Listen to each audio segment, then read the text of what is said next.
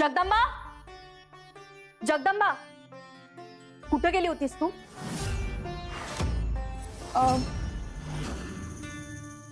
जवळच गेले होते, मैत्रिणीकडे. मैत्रिणीकडे?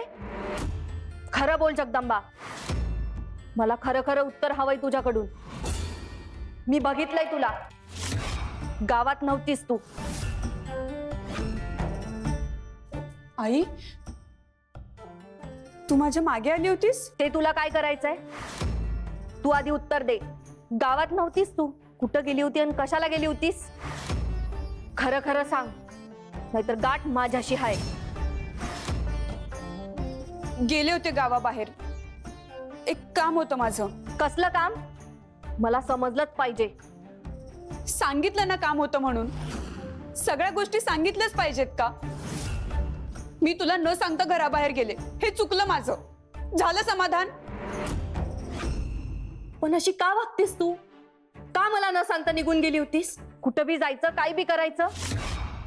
मी देवळात गेले होते, तिकडे यायला तुला येळ नव्हता. आणि भलतीकडेच का जात असतेस? का ऐकत नाहीस माझं? माझ्याशी वैर घेतलायस का तू? का अशी भांडायची येळ आणतेस रोज? ठीक आहे, नाही ना उत्तर द्यायचं तुला? मग जा बाहेर. माझ्या नजरेसमोर बी थांबू नगस. जा बाहेर.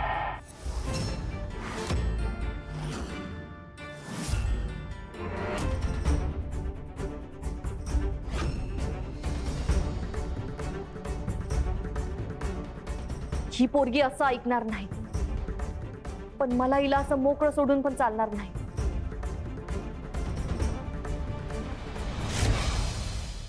अयो मनू, शिवाचा अंत झाला की ग. यशस्वी झाली बघ आपली ती मोहीम. अय्यो, हा शिवा कुठे गेला? अयो, कुठे गेला हा शिवा? आता मला तरी काय माहिती, तुझ्याच बरोबर आलो की ग मी आत. अरे तूच घेऊन आला होतास ना त्याला आधी इथे.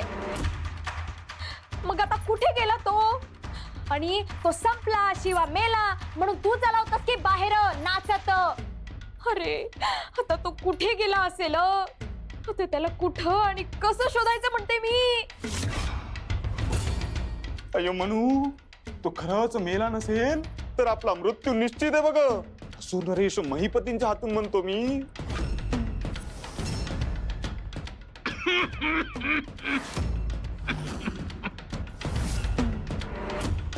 अय्यो!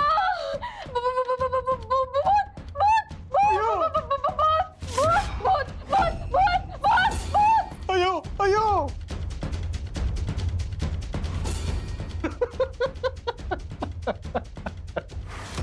अयो, तू एक काम कर, तू डोकावून बघ की तू आहे का. अयो मी नाही, तूच बघ. बघ म्हणते ना. अयो, असं काय करते ग तू? जा, बघ ना. बर बघतो.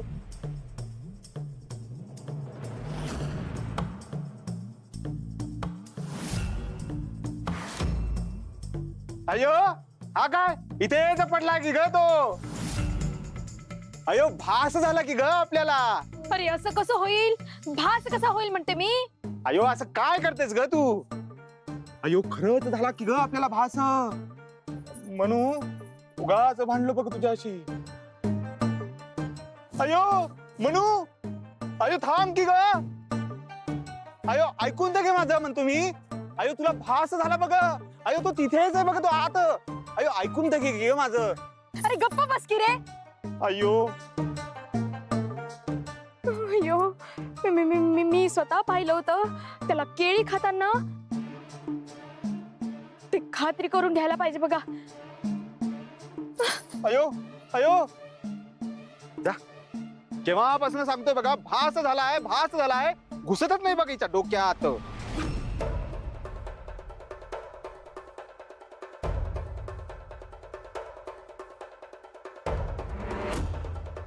अय्यो, कुठे गेला हा शिवा?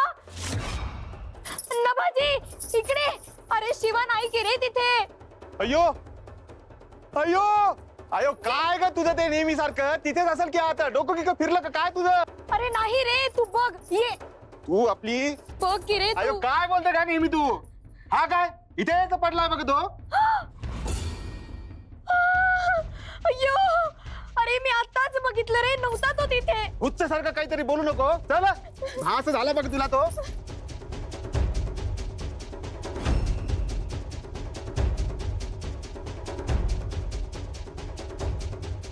आता ह्यांना धडा शिकवायलाच हवा. हे जगदंबाच्या मागावर असणार. तिला कुठलाही त्रास होता कामा नये.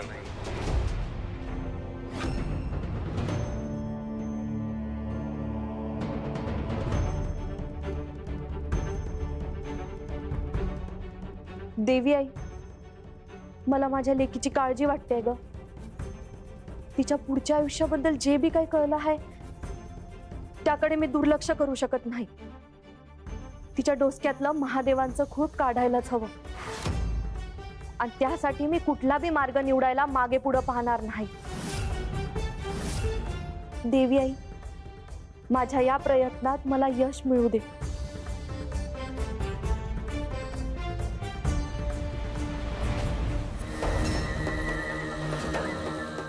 शिवाचा अखेर अंत झाला.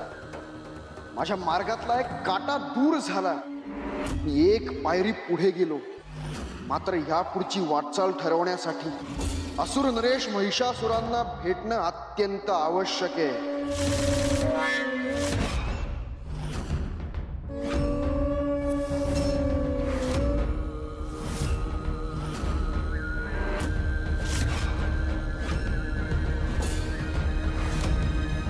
अयो काय लावलं ग तू भूत भूत म्हणून? अरे गप्पा बस तू. अयो हुत्त सारखं काय बोलतेस ग? तुला भात झाला म्हणत होतो मी. अरे गप की रे, तुला काय कळतं म्हणते मी, भूतच होतं ते. ए काय झालं? का भांडताय दोघं? किती मोठा आवाज येतोय? अयो असुर नरेश, काय झालं नाही बघा. ते मी म्हणतो भास झाला आणि ही म्हणते ते शिवाचं भूत झालंय. नक्की काय झालं तेच कळेना झालंय बघा. अय्यो असुर नरेश, खरंच भूत होतं की हो ते. काय नक्की काय झालंय ते सांगाल का? जाऊ द्या, तुम्ही काही लक्ष देऊ नका बघा असुर नरेश. ते तुम्ही असुर कुळातले आहात हो. तुम्हाला दोघांना कसं कळणार म्हणते मी आहे ना मनुष्य कुळातली. मलाच कळणार बघा तो फरक. अरे हुत्त सारखं काय बोलतेस ग तू? तुला सांगून टाकलो ते भास आहे म्हणून. तू काय लावलं ते?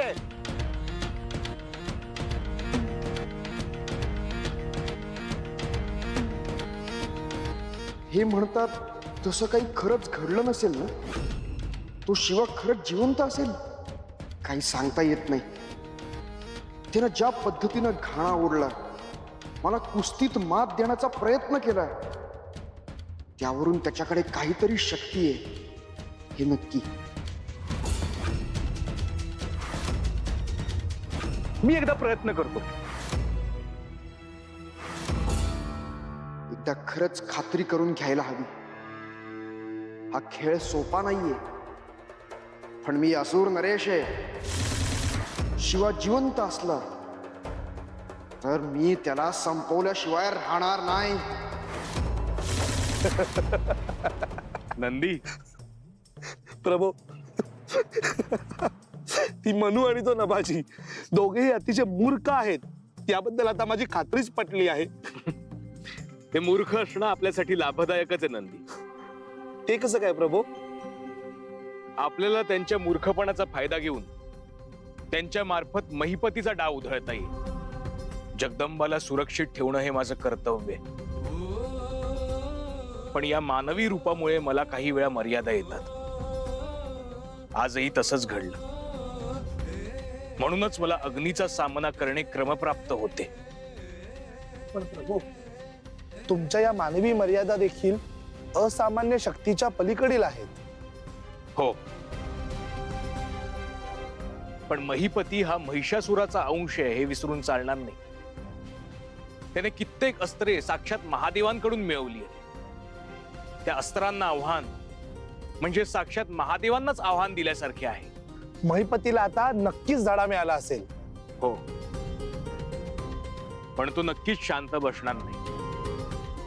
म्हणजे त्याची देवींना त्रास देण्यासाठी पुढची योजना तयार असणार आहे. शिवाय आमची भूमिका फक्त देवींना त्यांच्या शक्तीची जाणीव करून देणे एवढीच आहे. प्रत्यक्ष युद्ध हे आदिशक्तीच्या योजनेविरुद्ध आहे.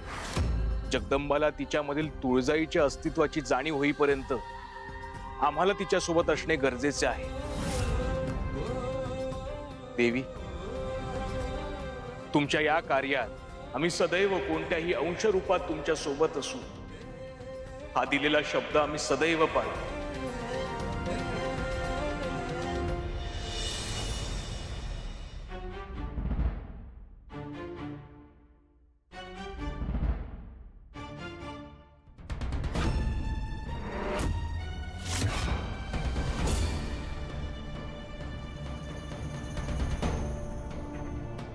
बाबा जरा पाणी देता का इकडे? गडू तर आईच्या जवळ आहे ना, तिला सांग की.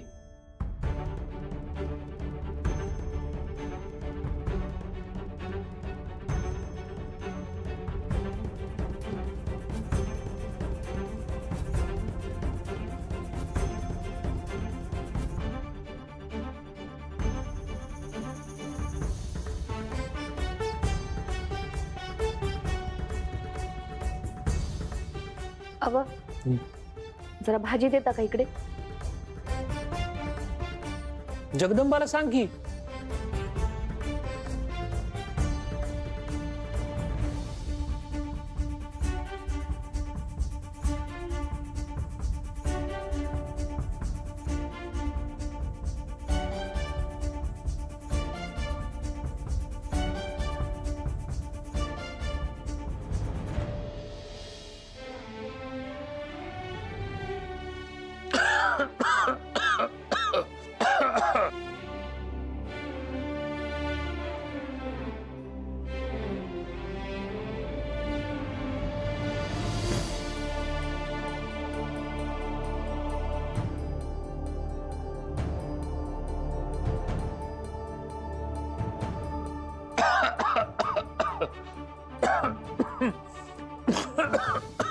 मगापासून खोकतोय आणि दोघी पाणी बी देईना.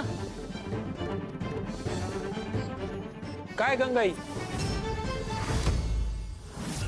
तुमच्या लाडक्या लेकीलाच मागा की पाणी. माझी लाडकी लेक आणि तुझी नाही?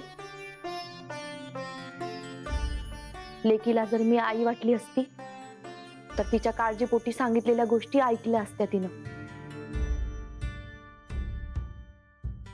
पण काय झालंय काय ते सांगशील का नाही? तुमच्या लाडक्या लेकीलाच विचारा की. जगदंबा तू सांग काय झालंय. बाबा हा, सगळ्या गोष्टी अशा नाही सांगतायत. त्यासाठी योग्य वेळ यावी लागते. लेकीवर थोडा विश्वास ठेवावा. ती काही चुकीचं नाही करत. तुम्ही दोघींनी बी माझ्या प्रश्नाचं उत्तर दिलेलं नाहीये बरं का.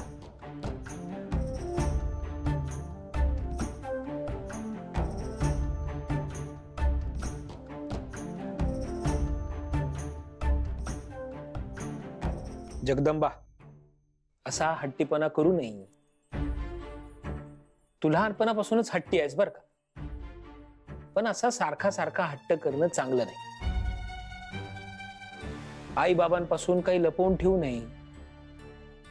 तुला जेव्हा वाटल तेव्हा बोल, पण बोल.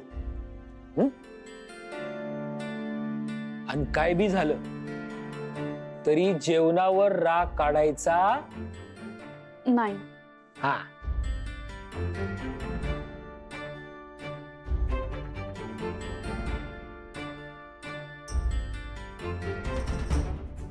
आता तुला बी घास भरवू का गंगाई? अहो काही काय बोलताय? तुमच्या जिभेला काही हाड?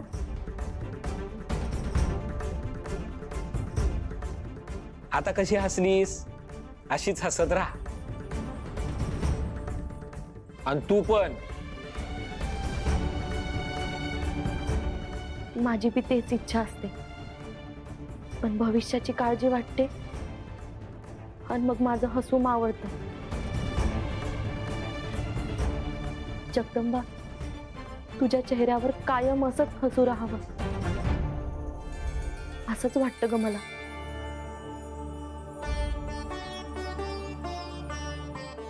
बघ, कळलं ना? काळजी वाटती म्हणून बोलती ती तसे. चला जेवा आता.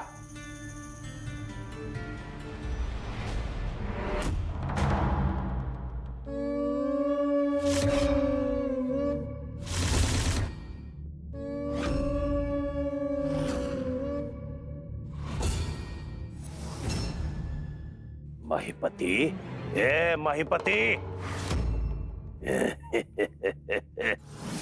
माझ्या भेटीसाठी आतुर होतास, अस्वस्थ होतास. काय काय झालं? हं?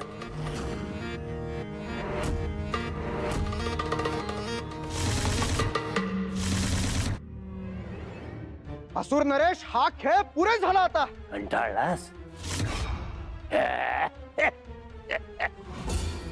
अरे मूढा, हा खेळ मी कधीपासून किती काळापासून खेळत आलोय. एक लक्षात घे, हा खेळ आनंदाने खेळायचा नाही. हा खेळ खेळायला शौर्य हवं, साहस हवं, धैर्य हवं आणि सर्वात महत्वाचं संयम. संयम हवा, मग हा खेळ खेळता येईल. माझा संयमच संपत चाललोय. माझ्याकडे अफाट शक्ती आहे, कित्येक रेड्यांचं बळ आहे.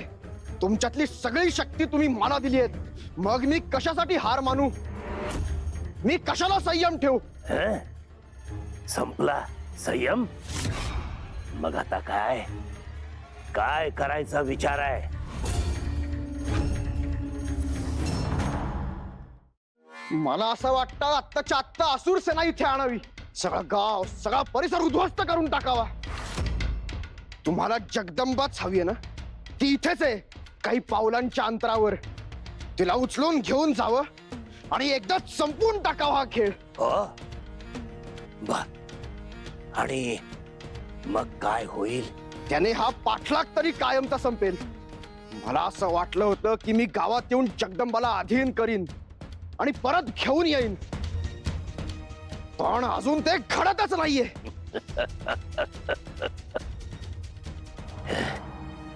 काय रे महिपती, तुला काय वाटलं? हे हे तू जे म्हणतोयस तो विचार आमच्या मनात आला नसेल कधी? हे आम्हाला शक्य होतं की नाही यापूर्वी? कधीच शक्य झालं असतं. अरे पण मग मूढा, तुझी आवश्यकता काय होती? संयमा विना विजय नाही. राहो याचे स्मरण निरंतर. शक्तीपेक्षा श्रेष्ठ युक्ती क्षणात मिळेल तुलाही उत्तर. काही प्रकाश पडतोय का डोक्यात? चल, तुला एक गोष्ट सांगतो, ती ऐक. गोष्टी बिष्टी ऐकायला माझ्याकडे वेळ नाही आणि त्याची आवश्यकताही नाहीये. आहे, आवश्यकता आहे आणि वेळ काढावा लागेल. कारण महिपती, मी जे सांगतोय ते तुझ्याच हिताचं आहे.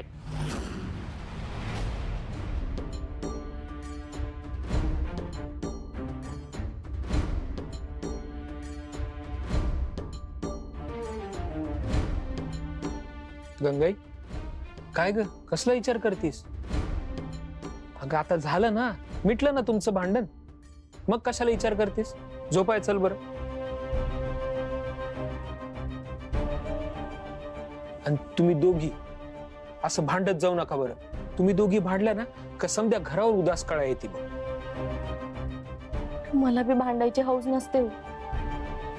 पण जगदंबाच तशी वेळ आणते. तिला कितीदा समजावून सांगितलं तरी बी ती मला न सांगता कुठेतरी निघून जाते.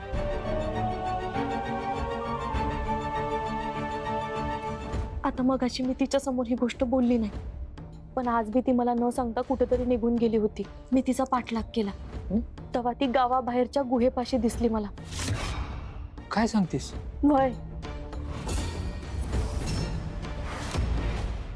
मी आज जाऊन बघितलं तर तिथं महादेवांची पिंडी होती आणि त्यांची पूजा बी केली होती. तू जगदंबाला पूजा करताना पाहिलंस का? नाही, मी नाही पाहिलं, पण तीच होती तिथं. तिच्याशिवाय कोण करणार ती पूजा? अगं दुसरं कोणीतरी केली असेल पूजा, ही निस्ती तिथं गेली असणार. तू नका एवढी काळजी करू. अव कशी काळजी करू नको म्हणता? तुम्हाला यदुबाबाची भविष्यवाणी आठवते ना? म्हणून पोरीची सतत काळजी वाटत असते आणि म्हणूनच मी तिला अडवत असते. अगं लहान आहे का ती आता? दिवसभर काय घरात बसून राहायचं का तिने? सांग बरं.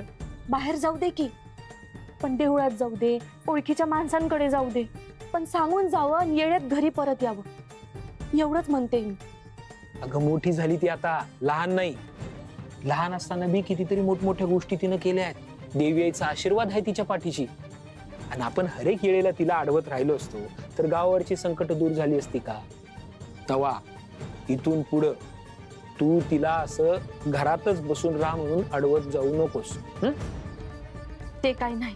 ती पुन्हा जर मला अशी न सांगता कुठे गेली तर मी तिच्या मागावर जाणार. आता तुम्हाला बी घेऊन जाणार. म्हणजे ती नक्की काय करते हे तुम्हाला बी समजेल.